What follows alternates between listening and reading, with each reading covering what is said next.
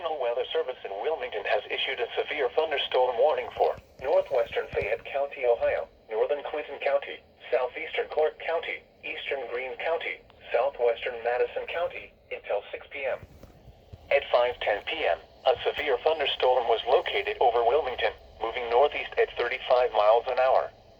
Hazard, 60 miles an hour wind gusts and penny-size hail. Source, radar indicated. Impact, expects damage to trees and power lines. Locations impacted include Wilmington, London, Cedarville, Sabina, Jamestown, South Charleston, Jeffersonville, Wilberforce, Lisbon, New Jasper, South Vienna, South Solon, Midway, Bowersville, Port William, Milledgeville, Octa, Paintersville, Newport, and Malvern.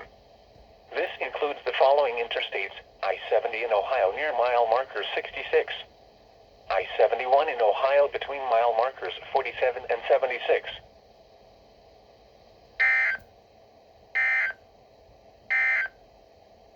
The National Weather